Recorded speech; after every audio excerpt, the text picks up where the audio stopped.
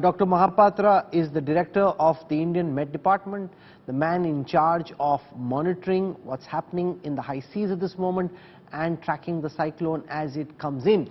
Dr. Mahapatra, as the Director General of the Met Department, can you give our viewers a sense of what they should expect around 3-4 p.m. tomorrow? Thank you. Currently, in the afternoon of today, Cyclone Biparjoy is centered over northeast Arabian Sea, about 260 kilometers southwest of Jakhau port of Saurashtra. It is a very severe cyclone storm.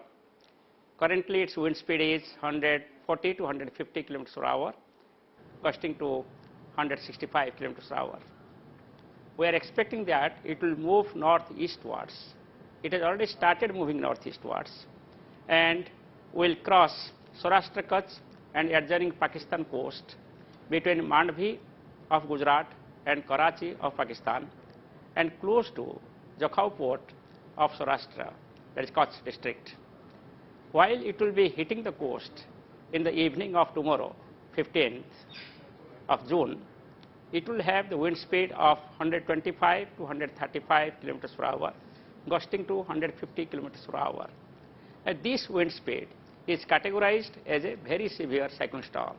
It can have the impact, you can say, in a large scale.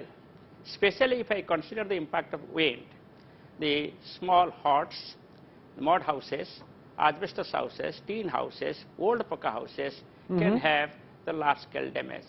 In addition to that, there can be uprooting of bushy trees, big trees like mangoes in those areas, and there could be breaking of tree branches, uprooting of electric poles and telephone poles, and bending of these telephone poles and electric poles, and hence large-scale disruption of power transmission and telecommunication.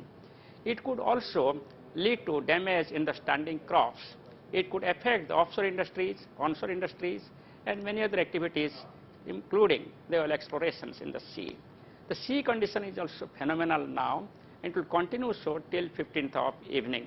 Okay. So considering this is a dangerous situation over the sea area and also over the coastal districts, starting from Kutch, Morbi, Jamnagar, Porbandar, and Devbhumi Dwarka.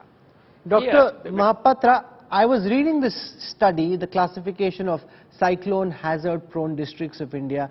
This is co-authored by you and Ajit Tyagi from IIT Bhubaneswar.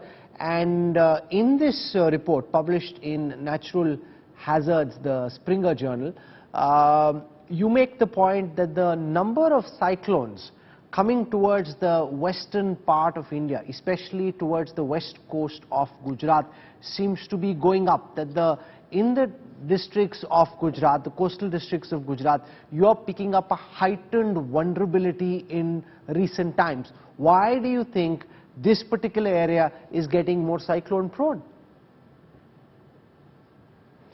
Yeah, the vulnerability of the coastal areas are increasing over the years because of many reasons.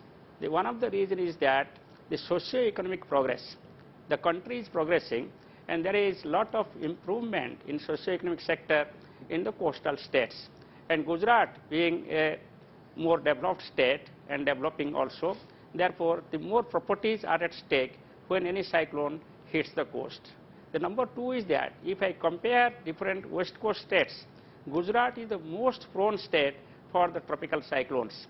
And especially the cyclones hit Gujarat in the month of May and June, and afterwards in the month of October and November.